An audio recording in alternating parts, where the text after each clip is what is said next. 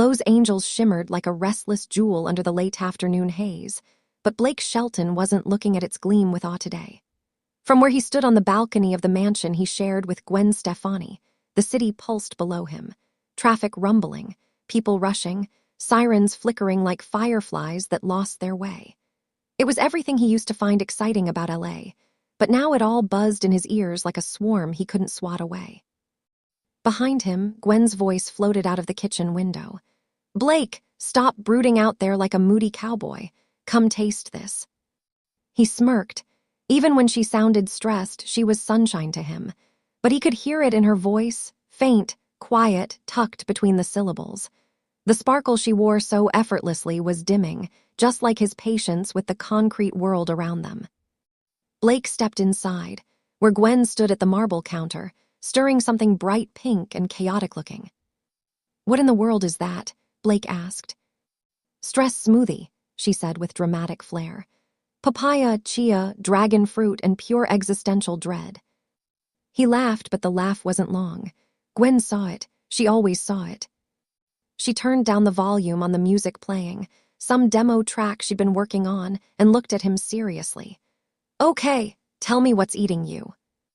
Blake sat on a bar stool and sighed like a man carrying invisible saddlebags.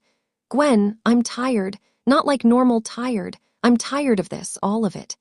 He gestured vaguely at the manicured house, the hillside, the skyline. "I don't fit here anymore. Don't think I ever did." Gwen leaned her elbows on the counter. "Yeah, I know." Blake blinked. "You do." She laughed softly. "Baby, you wear boots in a city where people own more sneakers than socks. Of course I know." He cracked a smile, but she wasn't done. "When we first got together," she continued, "LA felt like a ladder I still needed to climb. Music, kids, rehearsals, fashion, everything was here. But lately," she looked toward the window, her eyes growing soft, almost wistful. "Lately I feel like I'm climbing but not going anywhere." Blake reached for her hand, gently threading his fingers through hers. "You've been thinking it too." Gwen nodded. For a moment they just stood there, two contrasts, a glittering pop icon and a country giant, yet strangely blending, like sunset mixing gold and ember. Then Blake said the words he'd been holding for months. "Let's run." Gwen burst out laughing. "Run where? Nashville, Oklahoma, some abandoned ranch with a ghost cow." "Maybe," he shrugged. "Or maybe somewhere that ain't filled with noise all the dang time, somewhere we can breathe." Gwen's laughter softened into something thoughtful. She walked to the big glass door, looking out over the endless sprawl of the city that had shaped her career and swallowed parts of her soul in return. "I remember," she started slowly, "when the boys and I took a trip up to your ranch during the pandemic.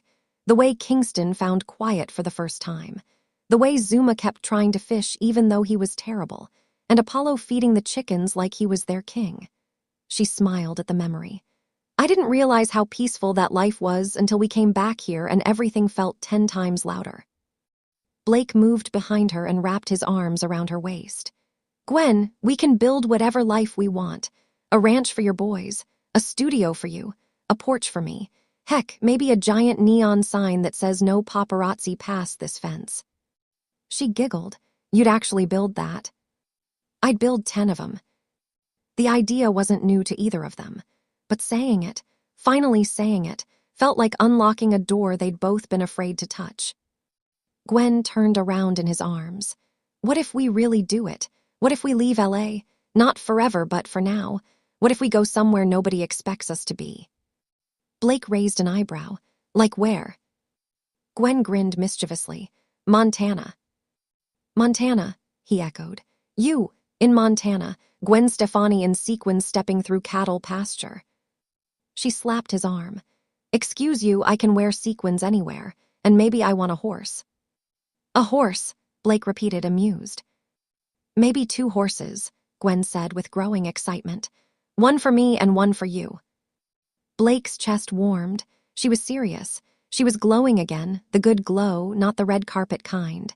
"If you want a horse, we'll get a horse." "And a fire pit," she added quickly. "And a garden, and a big kitchen for holiday cooking, and maybe a recording room where I can actually hear myself think." He laughed. Honey, we're talking about moving, not building a small country. But the truth was, he loved it. Loved that she wasn't just considering leaving, she was imagining it. Suddenly the doorbell rang. Not the pleasant ring of a friend dropping by. Oh, no. This was the rapid, relentless ding-ding-ding of paparazzi who'd somehow gotten past security and were now on the front steps hopping to capture a candid moment of Blake and Gwen being normal. Oh, great, Gwen muttered. Here we go again. Blake sighed deeply. I swear I might start charging admission. Gwen pressed her forehead to his chest. See, this is why I want to run. Blake hugged her tighter. Then let's go. She looked up. Really? Really? He kissed her forehead. Tonight. Her eyes widened. We can't just leave tonight. Why not? Throw some clothes in a bag. Grab the dogs. Grab your guitar. I'll take the truck. We'll hit the highway before those knuckleheads realize we're gone. Where will we go? She whispered. Anywhere, he said. Everywhere, just not here. Something shifted inside Gwen. A weight rolling off, a spark igniting. She took a deep breath, the kind you take right before stepping into a brand new world. Okay, she said, let's run. 3 hours later, the house sat quiet behind them as Blake's truck rumbled down Mulholland. Gwen leaned her head on his shoulder, her glittery overnight bag tossed in the backseat beside his hat and the dog's travel bed. Ahead of them, the road stretched like an invitation. No cameras. No noise. No expectations. Just freedom. And for the first time in a long while, both Blake Shelton and Gwen Stefani felt something they hadn't felt in LA in years. Peace. And the thrilling possibility that the best part of their story was still waiting somewhere, far beyond the city lights. Is this conversation helpful so far?